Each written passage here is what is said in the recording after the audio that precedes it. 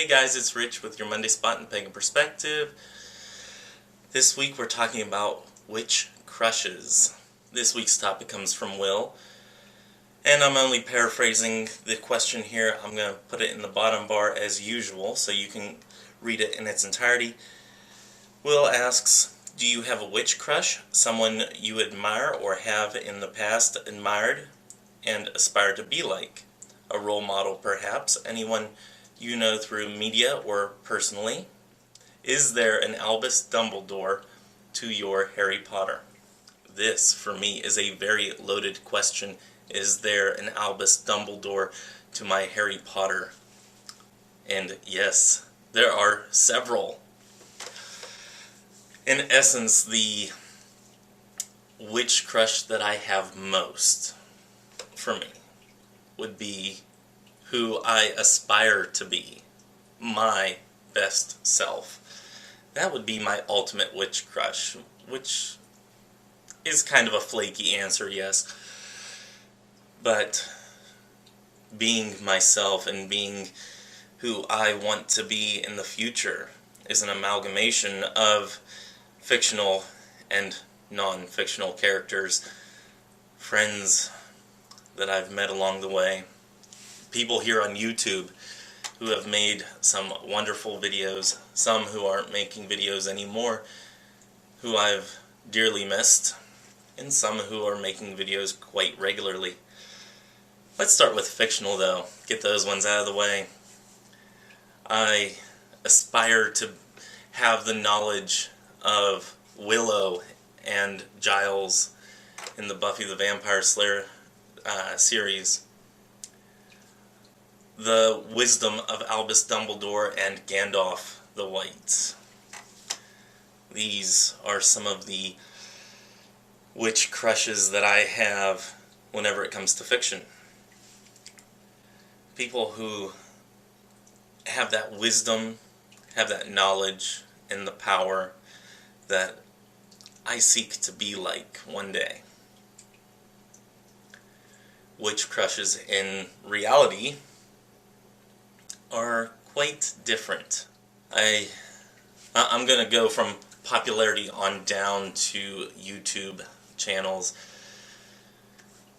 From the popular pagan aspects, I see people such as the Higginbothams, who do a ton of research and are very knowledgeable on the things that they put out there.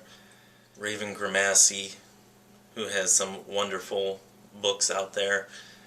Scott Cunningham, we've done videos in the past on Scott Cunningham, and I absolutely love Scott Cunningham's work.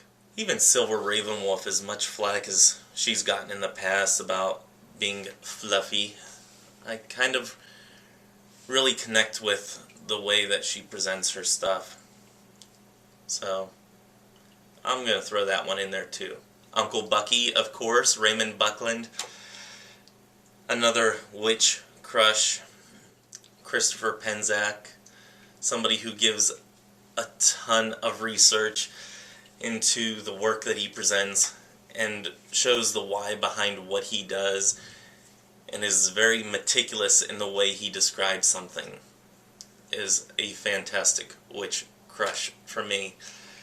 Friends of mine who are witch crushes would be my friend Kelly, who has greatly inspired me to be who I am at any point of my life.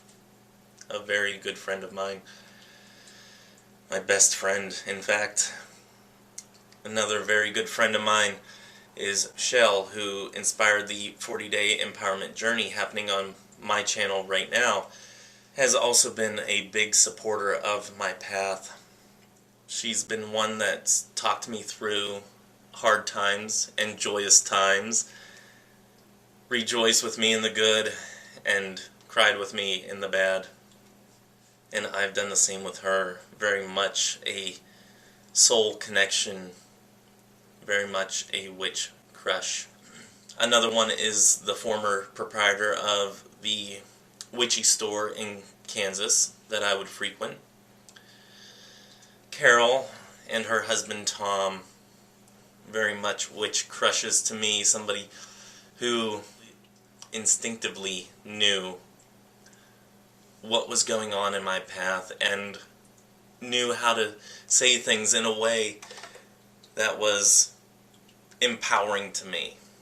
Still, to this day, we keep in touch, and I love the friendship and the adoptive family that I've gotten through that relationship. Other witch crushes are from here on YouTube. I've mentioned in previous videos, on at least on my channel, and she used to be on the Pagan Perspective, years 2 through 4, maybe-ish. Annie, a very big witch crush, somebody who's taught me the why behind what I do, and very much has, whether she realizes it or not, inspired me to reflect on my path even more than I have in the past. So very deserving of the witch crush.